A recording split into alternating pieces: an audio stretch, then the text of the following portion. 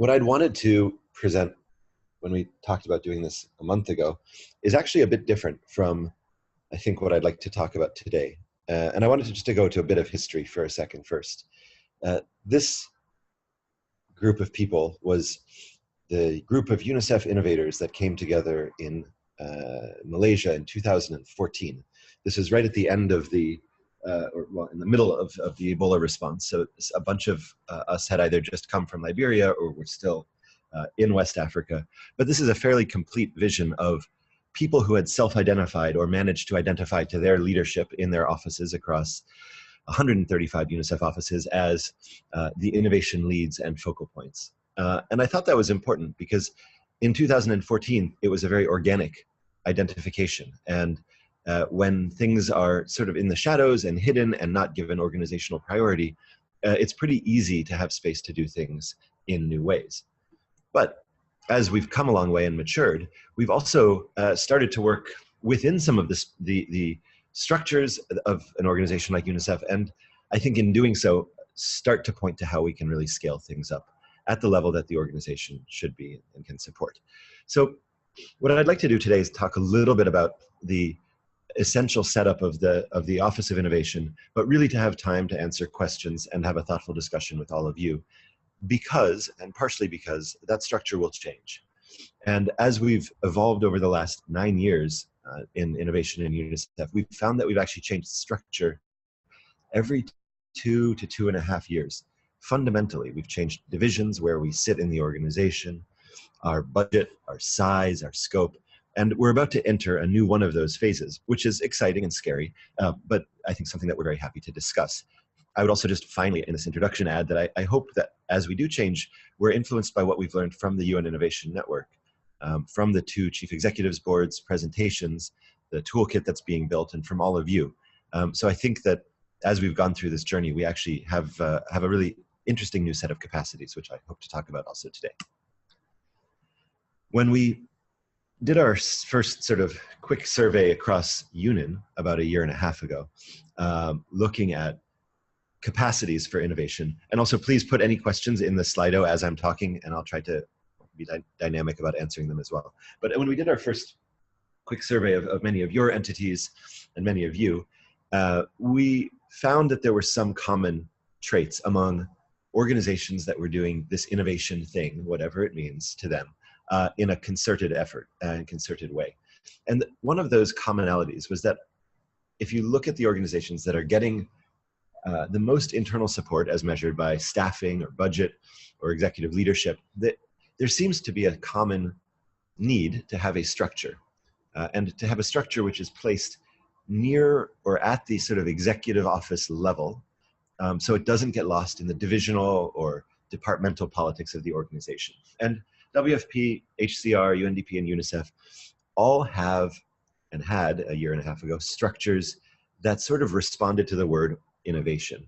And all of them had them in a fairly central and fairly high up place.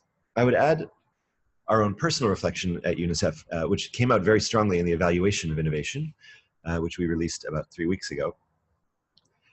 This is something I believe from our work. If that structure is not responsive 90% of its time to the core business units of the organization, which in UNICEF's case are our country offices, where we have 88% of our staff and most of our budget. If the central structures, which need to be at that kind of lofty level, if they're not responsive to the decentralized nature of at least an organization like UNICEF, they will fail. They will become isolated and unable to do the work that they need in order to propel the organization forward. If you aren't familiar with Slido and you're not asking questions now, here's how to do it. Go to www.slide.do and type in UNIN. This was our team 1 year ago. And I think that this was the team that came together in headquarters representing 3 distinct phases of our work. One is the group of people who look at the future of innovation, what's kind of coming, the future of technology and the organization. And we would consider this almost a 0 phase to a lot of the work that we do. And that's really about framing. And in this early stage, what we try to do is make sure that whatever we explore is in line with UNICEF's strategic plan and our mandate. It's also a time where we make sure that whatever we explore, if it's a new technology or approach or policy, is in line with some global best practices and framing of what might be coming. And that type of framing, that futures framing, allows us to really make sure that as we fail and learn in that early stage, we are failing and learning within a trajectory that points to organizational support and growth for the entire organization. And it means that as much as we might think, I don't know, quantum computers are super interesting, or as much as we might think that advances in genetically modified food are important, those aren't really directly in the frame of either the technologies which have the most market capitalization right now, or the core mandates of UNICEF. So those would fall a little outside of our framing. But as we look at industries like artificial intelligence and machine learning, which clearly are moving at a rapid pace, and areas like connectivity and learning advances, those do seem to fall within our mandate and would be in that framing area. The second phase, part of this group of people, was really the group that looks at ventures. And that was investments in early stage projects in both our country offices and also in companies outside of UNICEF. And the ventures team had made, at this point, about $5 million of cash transfers to our country offices, and another $5 million to companies at very early stages building open source technology. And these investments were diversified across fields and areas and across country offices, but they all pointed to clusters of places where we thought the combination of technology and an issue of UNICEF could produce big solutions for children. And the third area represented in this picture is the area of scale. As an organization with the $5.5 billion a year budget and with a mandate to serve and really represent all children, but particularly the world's most vulnerable, we need to make sure that solutions aren't just developed in petri dishes, in research and development, and then left there, but actually are able to be integrated with governments, with our own organizations, and with our partners inside and outside of UNICEF. And that's the scale team. Now, I'd like to just talk a little bit about how we identify some of those industries and how we've looked at those overlaps of needs. And if we think of the future as a conveyor belt, which is coming towards us at a ever increasing pace, you can go to Gartner or one of these consultancies that does kind of indices of technology, or you can source through your own networks of people who are looking at the near future. What sort of trends seem to be changing our world the fastest? And we had in 2016 identified sort of a rough conveyor belt from machine learning to drones, artificial intelligence to blockchain, all the way to 3D printing and quantum computing, as areas that were more or less relevant to us in terms of how the industry, how the governments that we work with, and how our other partners are using these technologies. And this is not to fetishize the technology or put the technology first, but really to mark the fact that in today's world, the changes that are driving us and that are affecting populations the most adversely are also related to the changes that are giving us the most opportunity. And often those are technologies that are fundamentally affecting the way that we work. We also wanted to cross those with the ability and needs of UNICEF. And so we looked at our strategic plan, the areas where we have the biggest gaps, and tried to find an overlap, both in terms of technologies and those core strategies. And we invested relatively little in the things that were far off. So things like 3D printing or quantum computing got little or no investment. Whereas data science, which we knew was fundamental to our work in emergencies, learning, otherwise got a lot more investment. In case we want to just be a little familiar with how UNICEF is structured, we have 190 offices, which are divided in two ways. We have our national committees, which are fundraising offices, NGOs licensed to use the UNICEF name. And those are in about 35 to 39 countries. It sort of changes every year a little bit. But those are the major sources of funding that come in from individuals and from corporates.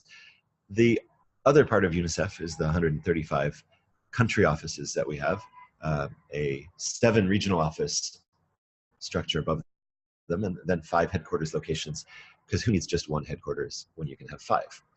It's also an organization that is distributed, and the picture on the left is a network diagram of staff in UNICEF.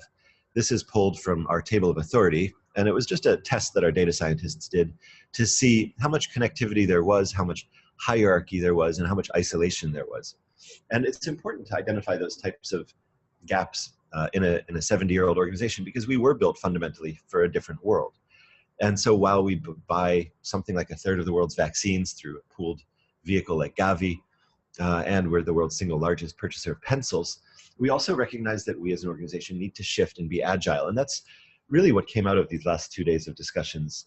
That I think that there was a common vision that in order for UNICEF to be relevant in the next 5 or 10 years, we need to change some of the culture and the core of how we do business, as much as, or if not much more than, looking at the solutions themselves.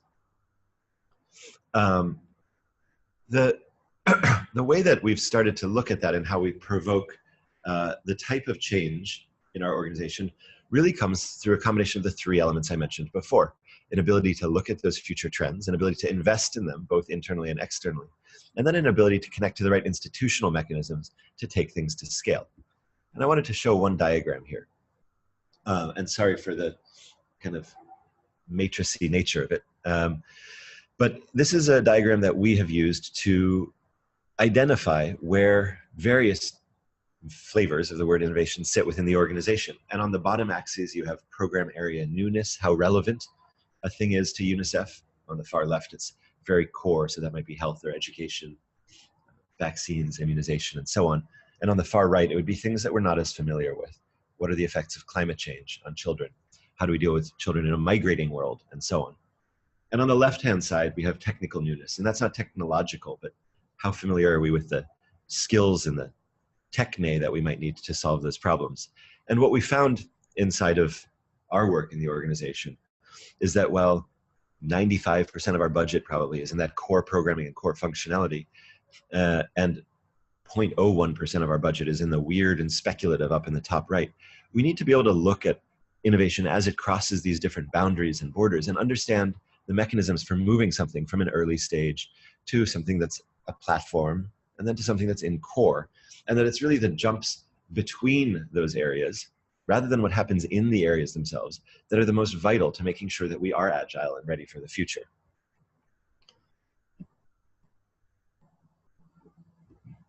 The 5 or 6 major areas where we identified major gaps in our own capacity as an organization to be agile are the following. First, in the space of urbanization, where most of our programming traditionally has been focused in rural or peri-urban areas, but where we see a huge amount of disparity, even in very wealthy cities, especially in very wealthy cities, which we are fairly unprepared to program for in most of our offices. I mentioned children on the move. We have about 60 million kids who are on the move because of violence today. And while we have offices in 135 program countries, and we have fundraising offices throughout Europe, for example, we don't have the ability to translate what we've learned from dealing with children without identity, or children in need of health, but without a healthcare system to support them, into the type of work that we're doing in our fundraising countries. We were built to deal with the 135 program countries, actually far fewer when UNICEF was set up, but we're unable or very slow to adapt to a world where we're living in a post-sovereign environment where we don't have a ministry to relate to. This is a map of climate change that we stole from the European Space Agency. And you see the effect of 1 degree increase on per capita output. You see the biggest changes in per capita output coming from increases in the areas that both have the highest population growth, but often the weakest infrastructure. And this 1 degree, which probably will be 1.5 or 2 in the next 20 or 30 years, looks to us to impact both how children learn. It's nearly impossible to learn as it gets towards 40 degrees. It's impossible to sleep well. Your body starts to stunt as well, and nutritional systems for producing crops stop working. So in an organization which probably has 5 people as climate change experts, if that, although we deal with many of the effects of climate change, we're not ready to talk about really how to mitigate it at a systemic level. We also don't know how to deal with the shadows of what's being created from all of the wonderful things that technology gives us in terms of automation. The darkest areas are cast over the most vulnerable people. We know that women lose the most jobs as industries become automated, and the poorest women are often the most affected as well, which obviously throws many systems that we work with and things that we've tried to build over the last 20 years into upheaval. And we're living in a world where diseases spread more quickly than ever before because of airplanes and transportation and human mobility, as well as the impacts of climate change, deforestation, et cetera. And those diseases affect the weakest and most vulnerable the most. And so that's all the depressing stuff. But those were the sort of areas where we found huge gaps in our programming. We thought that there might be a way to start making some investments through that type of future research into our own country offices, as well as companies that were addressing some of those issues at their root cause. So in 2014, we set up a small venture fund. It's not really a venture fund. It doesn't take equity, doesn't really make investments. We make funding available to our country offices at the $100,000 level through internal instruments where they have to apply, have to have a prototype, have to have an idea of how they stage gate their own innovation. But they don't have to have something that's guaranteed to work. We also make investments, and they're not investments because we don't take equity, but we make cash divestments to companies through an RFP process, which we have standardized with our supply and finance divisions, that are building open source technologies that reflect the needs of our country offices as well. And we combine those. So in 2000, and by 2018, we'd made almost 30 investments into country offices and another 30 into companies. And we're now seeing some of the outputs of those affecting our work. You'll see a headline today about our work in Malawi using drones to survey after emergencies. We've now got a drone program in Vanuatu at semi-national scale, delivering vaccines, going to scale with the government. We've had a lot of failure. We have invested in companies building very early stage stuff that don't work, and in our country offices, in teams that don't work. And another thing that came up strongly in the discussions over the last 2 days is that as an organization, and this might seem funny to external UN family members, but UNICEF, although we talk a lot about ourselves, we don't necessarily celebrate our successes very well, very specifically, and we don't celebrate them in a way where we can learn, and we certainly don't celebrate our failures. Our human resourcing and the way that we deal with staff and manage staff isn't set up to deal with the failures that you have when you're learning. These are the early stage failures, not the catastrophic $100 million ones. And so the fund was really set up as a way to take some of that pain away, to give a middle level manager or country office staff member or somebody in headquarters working in HR the space to try something new and to get it to the point where it had data for scale. Either it wasn't working at all, in which case no big harm, no foul, and you learn from it, or it was working well and it could go into the scale part of our efforts. And I'll give you one example of something that's scaling, and then we can talk about a few more as well. The drone corridor in Malawi was an initial set of investments into the country office and the government. It was built with the Ministry of Civil Aviation in Malawi. And it essentially is a space for regulatory sandboxing to test out what regulations are needed in a safe and secure manner for a country to develop its own platform for drone-based delivery of vaccines or information back to headquarters, or for training mechanics in the skills that they'll need for the future. It took us about 2 years to set up the drone corridor in Malawi, but we learned from all of the failures we had along the way. And when we had to set up a similar system in Vanuatu, it took us about a year, maybe a year and a bit. We were able to reference a lot of the work that we'd done in Malawi and in fact connect governments, which really points to the traditional work of UNICEF and being a reference point for new approaches. And we now have a very robust set of drone efforts in Vanuatu, which are linked to a public procurement contract by the government.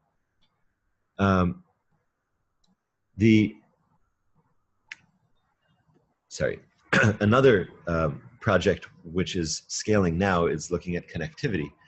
And the connectivity issue is cross-cutting for us, for UNESCO, ITU, and many, many others. This is a map of Mauritania, a physical map. And this is a map of Mauritania seen through data about connectivity. Here, the blue dots are schools that have good connectivity. So 2G, you can send a text message, you can make a phone call. It's good, but it's not great.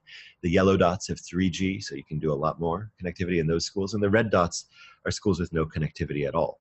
And this is a type of effort that we've invested in and funded to help us understand the situation, but also to provoke interest from governments and businesses in investing in technologies, but also in approaches to providing learning in areas where we might not have the data or understand what the needs exactly are. one other platform that's scaling as well and has been really integrated to internal scale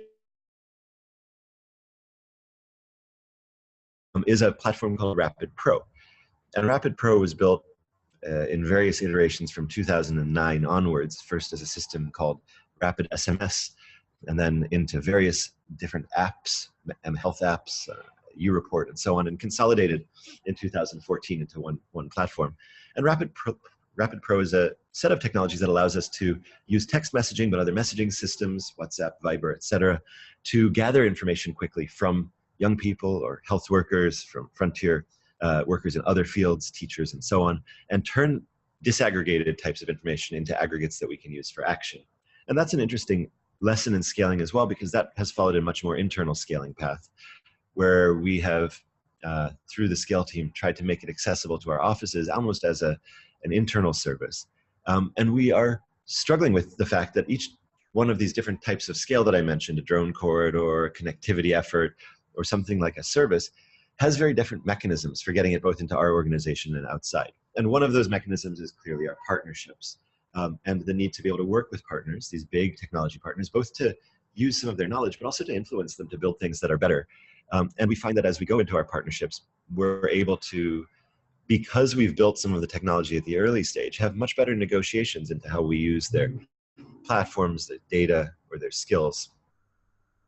And all of this work has been really based on the principles of innovation. I think we've talked about them a lot, so I won't spend a ton of time on them, but only to say that these are our grid, these are our pointer for how we do collaborate and partner, and how we identify things as they scale up, and try to make them be ready for scale. One of the third principle there is design for scale, which really means that when we start looking at these new approaches, technologies, systems, and people, skills, we're looking from the scale point of view first. So what we really are trying to do is to see what it is that we can have an impact with at the 200 million, 1 billion person level, looking at that rather than starting with a small thing and thinking that we can somehow do a bunch of small things and hope that they become big. And these principles have helped us in that as we've learned. So that's the end of these slides. I think we've got some questions already coming in, which I'm happy to answer. But I really hoped that we would have also a chance to have a discussion and a robust discussion about this, because it's something that our team cares a lot about. We've failed a lot at, and we would be thrilled if that failure can allow us to learn together.